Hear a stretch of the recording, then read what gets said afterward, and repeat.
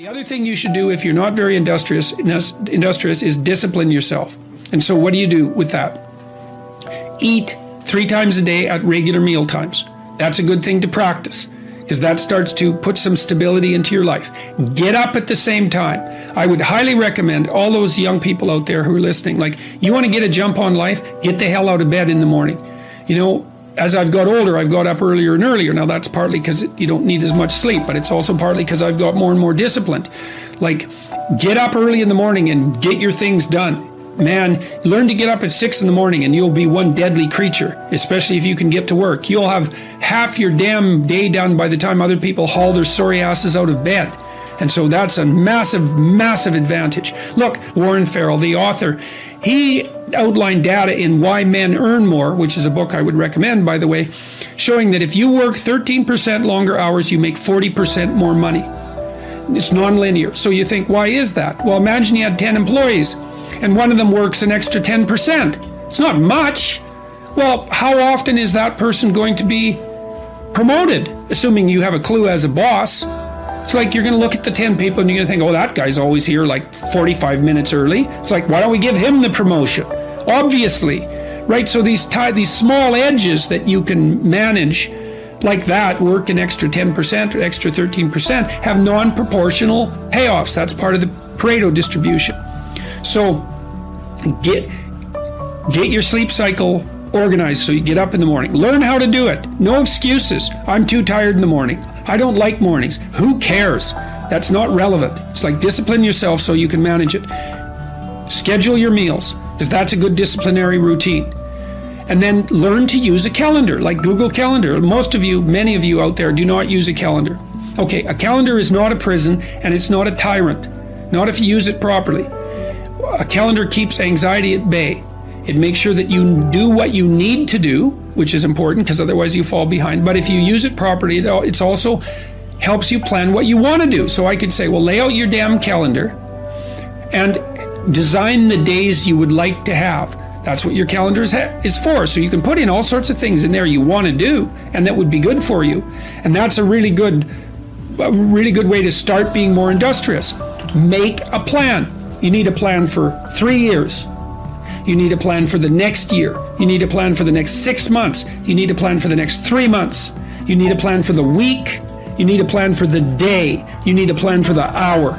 All of that. I make lists constantly of what I have to do. And they're like daily, weekly, monthly, yearly. Right now, I can't look out more than about 6 months, because my life is too complicated and chaotic. But you need a vision of who you could be, what character you could have. 3 to 5 years out, you can't go much farther than that because life is too unpredictable, I think, to make vision that's longer term than that subject to, there's too much chance associated with it to spend a lot of time on. Maybe you can stretch it to 5 years, and in rare cases, you can have a 10-year goal, but it has to be pretty low resolution. But you want plans at all those levels of resolution. You want to write the things down. And what are you going to do? You're going to stumble around and get what you need? You're going to stumble around and be useful to other people? And it's useful to be useful to other people, They want to work with you then. They want to do things with you. They want to have you around. They trust you. They open up opportunities for you. And if you stumble around like you're blind, you're not going to get anywhere. And then you're going to suffer. And then you're going to be bitter. And then you're going to be cruel. So that's hell. That's a bad outcome. Values aren't created, they're discovered. And they're discovered through a consultation with the parts of yourself that you're not conscious of, that you're not fully conscious of, that aren't fully articulated elements of your primary personality. You have to discover what your values are. And you're informed about that, well, partly by other people who will object if your values aren't appropriate, but certainly by a dialogue with yourself and with your conscience. That's a very important thing to know. It's part of the reason why I think that you need to tell the truth, because you're forced to negotiate with yourself to operate properly in the world. And if you've warped yourself, let's say, or some elements of yourself by engaging in self-deception and lies, and you're not now, because of that, you're not who you could be, and you don't live in the world as you should live in it, then when you discuss with yourself what your value should be, it will be as if you're discussing it with someone that you can't trust. And that's not good. Like, you can't afford that. Life is difficult and it contains many pitfalls. And unless you're careful and you sort yourself out properly and you aim high and walk on the straight and narrow path, you don't have a hope of understanding where you should be and at what time when the crisis hits. Part of the question then too is like, are you the friend of your plan, or are you the friend of the thing that disrupts your plan? And I would say you should work to become the friend of the thing that disrupts your plan, because there's a lot of that.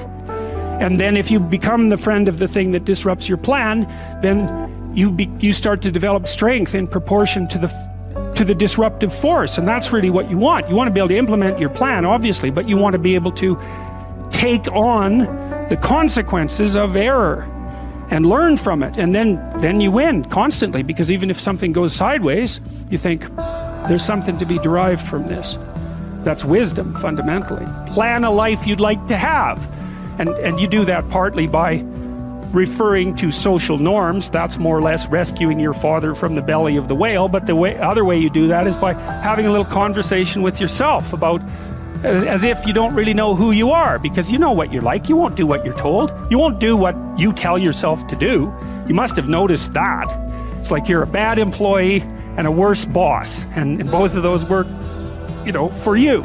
You don't know what you want to do, and then when you tell yourself what to do, you don't do it anyways. You should fire yourself and find someone else to be.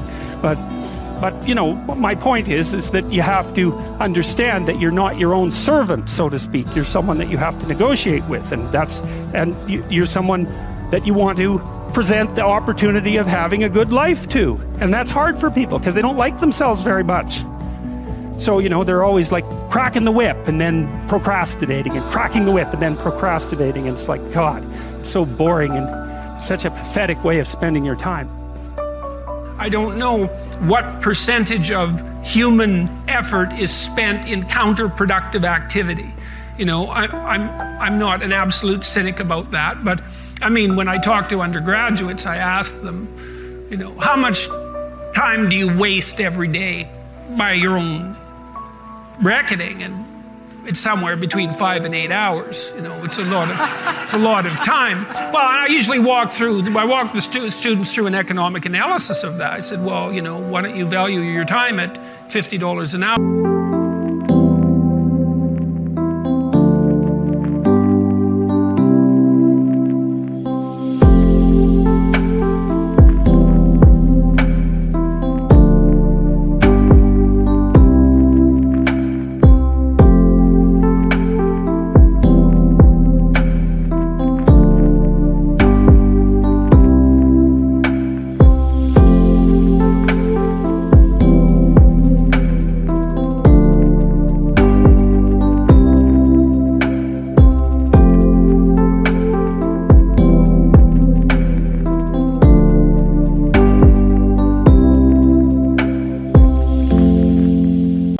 Calculate for yourself just exactly what you're doing to your future by your inability to discipline yourself. It's worth thinking through. Take a bit of a look at yourself and think about what's not so good that you could improve, that you should improve by your own standards, and that you would improve, and set yourself a little goal. Maybe you're not studying at all and you're at university, or maybe you're at work and you've got this stack of paper there, and you haven't looked at that damn stack for like a month, and you know that you should be, and you're bothering yourself at night because you're avoiding that. It's like, maybe think, well, I've avoided that stack of paper completely for 1 month.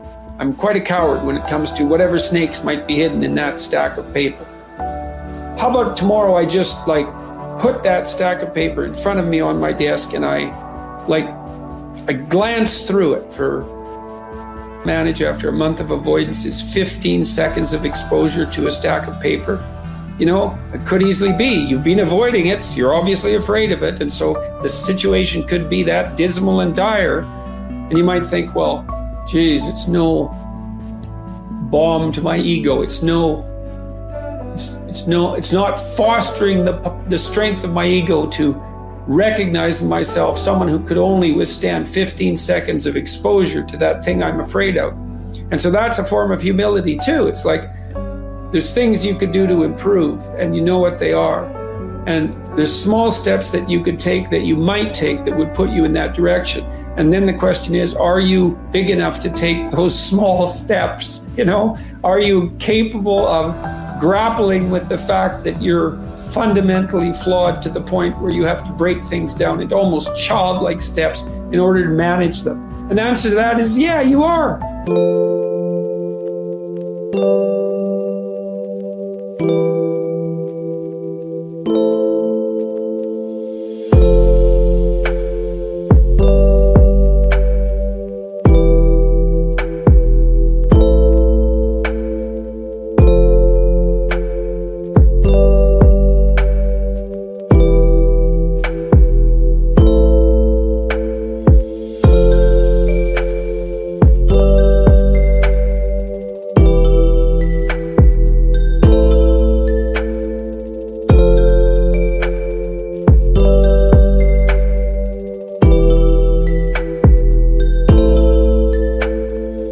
And that's the lot of,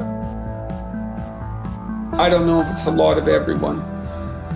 Most people have things they avoid, you know, and they're afraid of. So I would say to some degree, it's the lot of everyone.